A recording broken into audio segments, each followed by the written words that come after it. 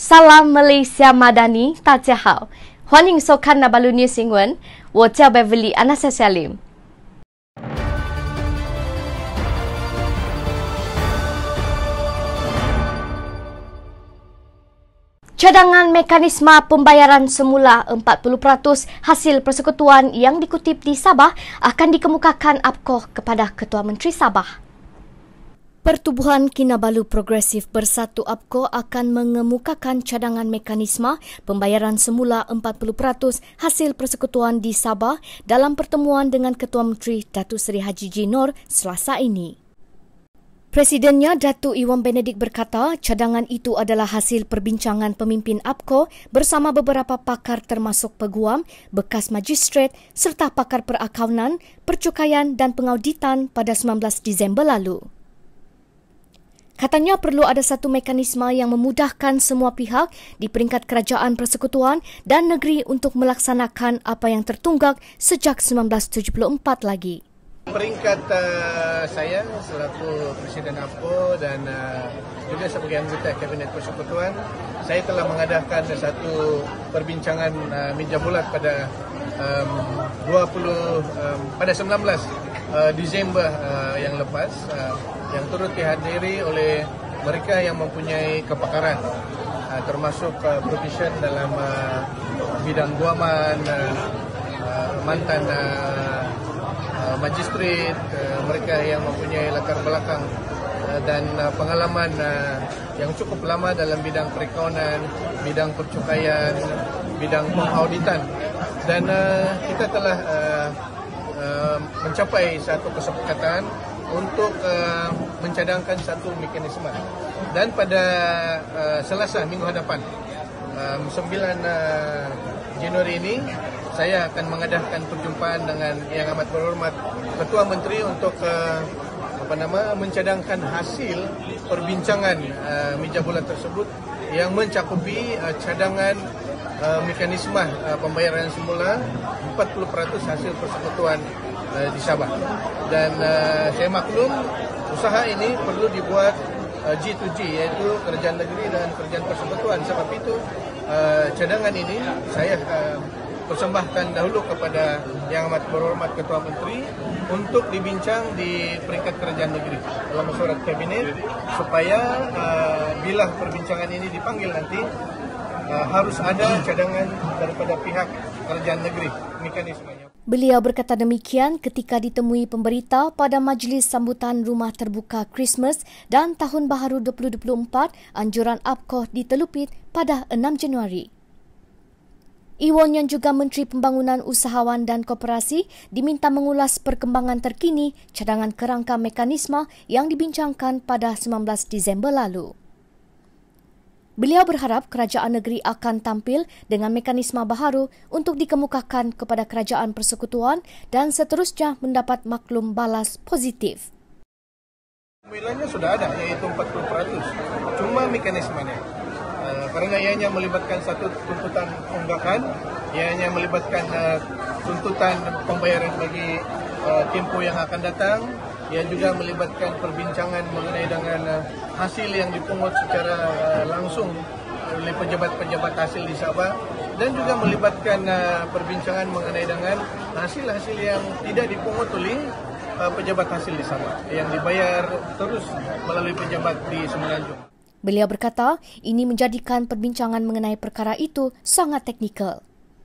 Maka kita perlu tampil dengan satu mekanisme yang memudahkan semua pihak, kerajaan persekutuan, kerajaan negeri untuk melaksanakan apa yang tertunggak sejak 1974. Iwan berharap usaha itu memberikan hasil positif dan mendapat sokongan seluruh rakyat Sabah. Kita maklum banyak daripada Sabah ini yang juga pernah duduk dalam Kabinet Persekutuan. Tetapi ini pada saya satu tanggungjawab dan saya harus mengambil inisiatif tersendiri bersama dengan sokongan parti. Dan sebab itu pada Selasa minggu hadapan saya akan persembahkan kepada Ketua Menteri cadangan mekanisme yang telah kita bincang dalam perbincangan meja bulat pada 19 Disember yang lepas. Mengenai kemasukan semula bekas pemimpin dan ahli parti itu ke dalam APCO, Iwan berkata parti itu sentiasa terbuka dan mengalukan sesiapa sahaja yang ingin menyertai parti itu, khususnya dalam kalangan belia. Ini menjadikan APCO sebuah parti yang terbuka kepada semua golongan masyarakat. Seperti mana saya katakan selaku Presiden APCO pada masa ini, kita mengalu-alukan kemasukan semula bekas-bekas ahli, termasuklah yang pernah menjadi pemimpin tertinggi parti ini. Dan kita telah mengadakan beberapa program pada bulan lepas, satu pertemuan yang melibatkan mantan timbalan Perdana Menteri, mantan timbalan Ketua Menteri, mantan wakil-wakil rakyat APCO yang dahulu, dan perbincangan masih giat diadakan, dan saya amat pasti bila tiba masanya kita akan mengadakan acara memasukkan semula mereka ke dalam parti ini. Dalam masa yang sama kita terus menerima pemasukan ahli-ahli baru, terutama di kalangan belia-belia, dan ini menjadikan APCO satu parti yang terbuka kepada semua golongan usia. Rakyat Malaysia diajak bersama-sama menjadikan Tahun Baharu 2024 lebih baik daripada tahun-tahun sebelum ini. Menteri Pembangunan Usahawan dan Koperasi Datuk Iwan Benedict mengajak rakyat di negara ini untuk bersama-sama menjadikan Tahun Baharu 2024 tahun yang lebih baik berbanding tahun-tahun sebelumnya. Beliau yang juga ahli Dewan Undangan Negeri Adun Kadamaian berkata, tahun ini akan menjadi lebih baik dengan menjadikan segala kejayaan dan pencapaian sebelum ini sebagai motivasi dan inspirasi serta menjadikan cabaran dan kekangan sebagai iktibar dan teladan. Walaupun tahun yang sudah itu sudah pasti adalah banyak cabaran yang kita telah lalui, yang baik, yang positif kita jadikan motivasi dan teladan untuk terus memberikan yang terbaik pada tahun ini. Dan mana yang mencabar itu, mana yang kita rasa kurang positif itu, kita jadikan sebagai iktibar untuk kita lakukan yang lebih baik. Dan itu peringatan yang juga terpakai kepada saya selaku wakil rakyat yang masih ada tanggung jawabnya di Kadamaian, masih ada tanggung jawabnya di seluruh negara. Beliau berucap pada Majlis Kesyukuran Tahun Baharu 2024, Gereja SDA Gaur dan perasmian Dewan Agape Sekolah Rendah Advent SRA Gaur di Kampung Gaur, Kota Bulut pada 1 Januari.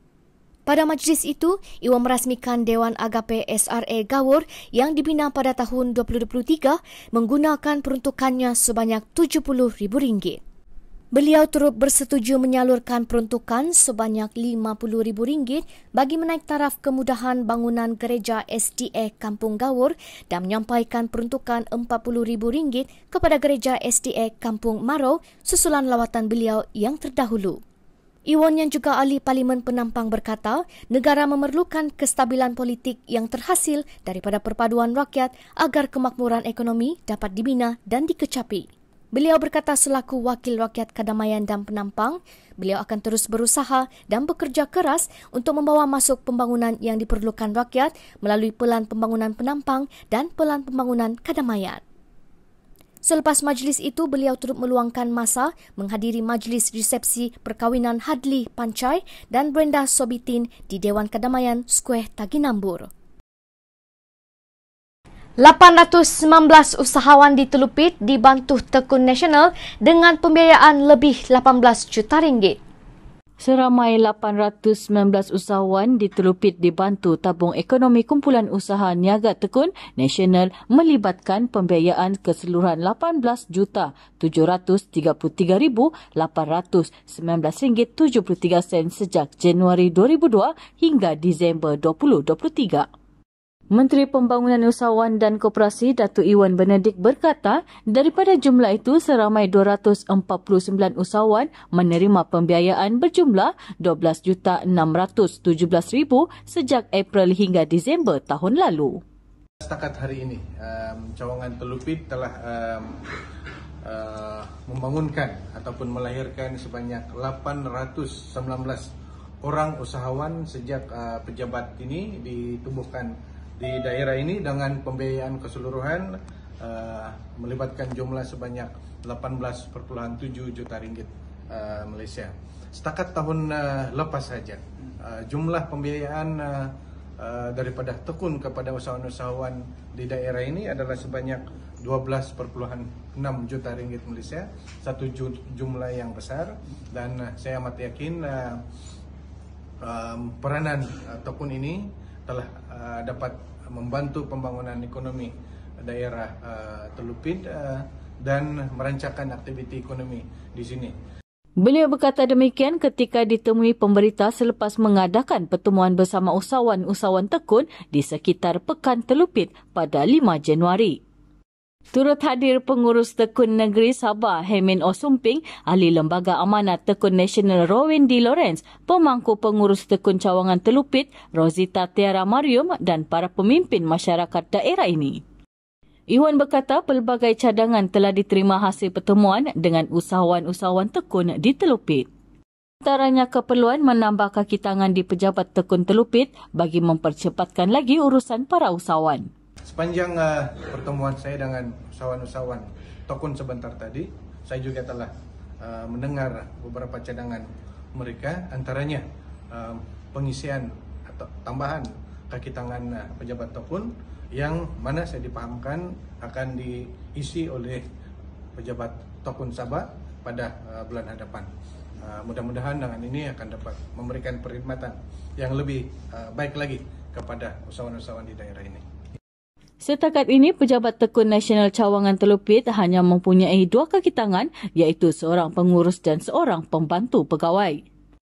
Ketika ditanya mengenai program baru yang akan dilaksanakan oleh kementeriannya tahun ini, Iwan berkata beliau akan melancarkan pakej rangsangan koperasi pelancongan dan projek tamu desa. Saya amat yakin kita dapat menjana minat rakyat berkoperasi, terutama yang terlibat dalam aktiviti pelancongan ataupun penginapan untuk pelancongan. Itu antara inisiatif pada tahun ini yang baru. Seterusnya kita juga akan memulahkan pembinaan gerai-gerai keusahawanan desa di bawah projek tamu desa yang mana sebanyak 20 juta telah diperuntukkan di bawah belanjawan tahun 2024 khas untuk Sabah dan Sarawak. Ini juga merupakan inisiatif baru yang kita akan lancarkan pada tahun ini. Berkenaan dengan prestasi koperasi tahun lalu, Iwan berkata buat pertama kalinya pendaftaran koperasi di seluruh negara meningkat hampir 2 kali ganda berbanding tahun-tahun sebelumnya. Buat kali pertama pendaftaran koperasi di seluruh negara. Pada tahun lepas, sepanjang tahun 2023, sebanyak 1.001 koperasi yang baru telah didaftarkan. Ini merupakan rekod yang tertinggi pendaftaran koperasi pernah kita capai. Sebelumnya secara purata sekitar 600 purata setiap tahun. Tetapi pada tahun lepas dengan program promosi berkoperasi, program merakyatkan koperasi, kita telah mencapai pendaftaran sebanyak 1.001 koperasi baru telah didaftarkan pada tahun lepas. Satu pencapaian yang sangat memberangsangkan. Lebih 100 ahli Persatuan Ibu Tunggal Penampang disantuni Kasih Malaysia. Pertubuhan Kebajikan Amal Isteri-Isteri Harapan Malaysia, Kasih Malaysia, menyantuni lebih 100 ahli Pertubuhan Ibu Tunggal Penampang sempena sambutan Christmas di Dewan Huguan Siau, Kampung Tuavon Penampang pada 22 Disember lalu. Majlis itu dihadiri oleh Menteri Pembangunan Usahawan dan Koperasi yang juga Ahli Parlimen Penampang, Datuk Iwan Benedik. Penyerahan mock cek dari Kasih Malaysia kepada Persatuan Ibu Tunggal Penampang disempurnakan oleh Ketua Biro Kemasyarakatan Datin Koni Parantis yang juga isteri kepada Ahli Parlimen Penampang. Pelbagai acara menarik disusun bagi memeriahkan sambutan itu, antaranya persembahan kuaya oleh ahli-ahli Pertubuhan Ibu Tunggal. Koni berkata program ini adalah inisiatifnya untuk membantu ahli-ahli Pertubuhan Ibu Tunggal kawasan Penampang. Kasih Malaysia turut melaksanakan program seumpama ini di seluruh Malaysia untuk membantu golongan wanita atau masyarakat yang memerlukan bantuan. Katanya bagi tahun depan, program ini dicadang dilaksanakan sempena sambutan Tahun Baru Cina di kawasan lain di Sabah. Wan An